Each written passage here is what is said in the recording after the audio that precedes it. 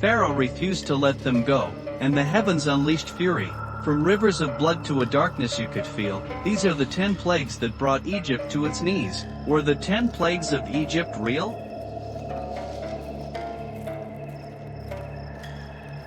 Hi friends! Welcome to my brand new channel. Don't forget to subscribe, if not done it already. Let's move to today's topic. Let's go! For centuries, the story has been told, a tale of oppression, defiance, and divine intervention. Today, we delve into the epic saga of the 10 plagues of Egypt, events that shook a civilization to its core.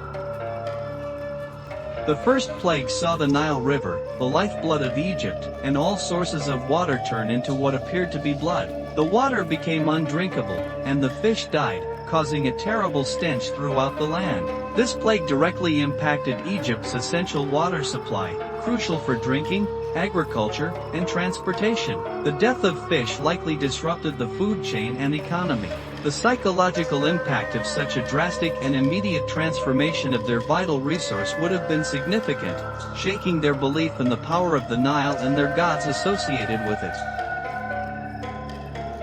Following the contamination of the water, a massive number of frogs emerged from the Nile and infested the entire land, entering homes, beds, and even ovens. While frogs were not inherently dangerous, their sheer number would have made daily life unbearable. They would have contaminated food and created unsanitary conditions. The plague likely disrupted routines and caused widespread discomfort and disgust. The failure of their gods to prevent such a nuisance would have further eroded confidence in their power.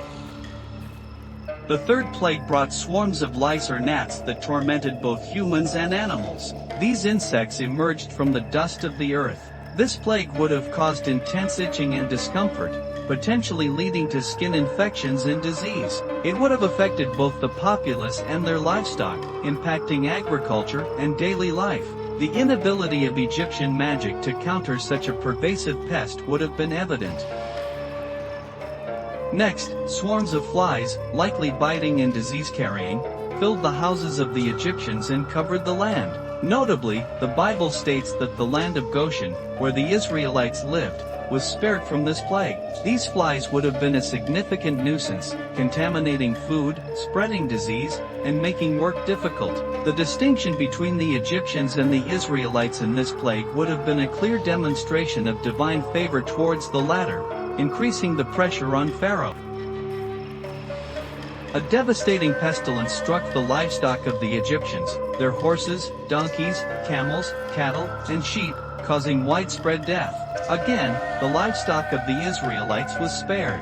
This plague had a severe economic impact on Egypt, decimating their animal resources essential for agriculture, transportation, and food. The sparing of the Israelite livestock would have further highlighted the divine intervention and the distinction between the two peoples. The sixth plague afflicted the Egyptians with painful boils that broke out in sores on both humans and animals. Even the Egyptian magicians, who had previously attempted to replicate some of the earlier plagues, were affected. This plague caused physical suffering and debilitation across the Egyptian population, including their religious leaders who were supposed to have supernatural powers. It would have further disrupted daily life and potentially weakened their ability to resist the demands of Moses. A severe hailstorm, unlike any previously seen in Egypt, struck the land. The hail was accompanied by fire and destroyed crops, trees, and killed people and animals caught outdoors. The land of Goshen was spared. This plague caused widespread physical destruction, ruining the remaining crops and further impacting the Egyptian economy and food supply. The combination of hail and fire would have been terrifying and demonstrated immense destructive power. The protection of Goshen reinforced the divine distinction. Vast swarms of locusts descended upon Egypt, devouring everything that had survived the hail, including crops and vegetation. This plague resulted in the complete devastation of Egypt's agriculture, leaving no food for humans or animals. It would have led to widespread famine and economic hardship, further weakening the civilization's ability to sustain itself.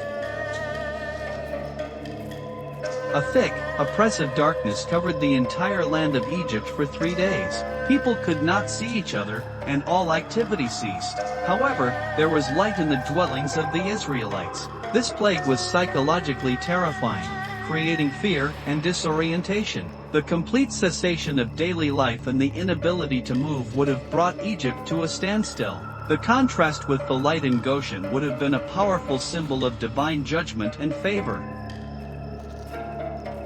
The final and most devastating plague was the death of every firstborn son in Egypt, from the firstborn of Pharaoh to the firstborn of the lowest servant and the firstborn of cattle. The Israelites were instructed to mark their doorposts with the blood of a sacrificed lamb, and the angel of death passed over these houses. This plague was a profound and personal tragedy for every Egyptian family, striking at the heart of their society and future.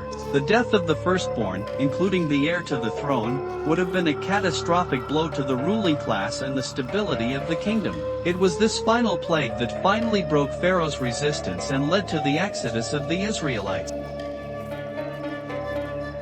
In summary, the 10 plagues were a series of escalating disasters that systematically targeted Egypt's vital resources, economy, social structure, and religious beliefs. They demonstrated a power beyond that of the Egyptian gods and ultimately forced Pharaoh to release the Israelites from bondage. The plagues had a cumulative effect, each one building upon the devastation of the previous, leading to widespread suffering, economic ruin, and a fundamental challenge to the authority of Pharaoh and the Egyptian pantheon.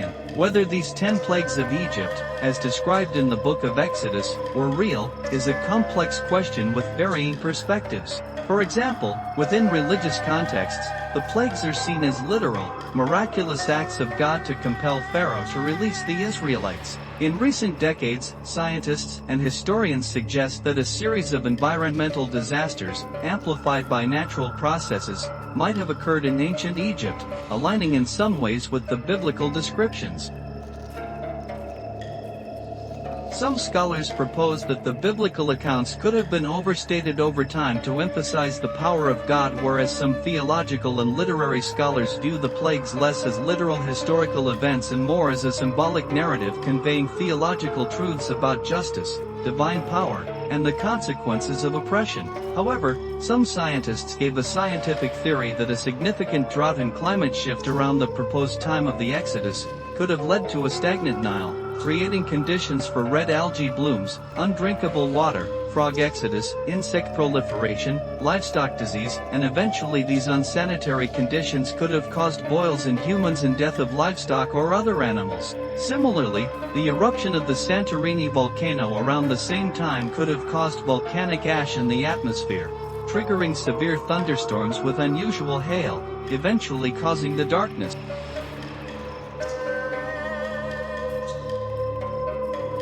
What are your thoughts on this?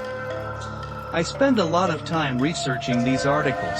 If you like this information, please subscribe and help me grow my channel. You can find the details of channels in my bio and description.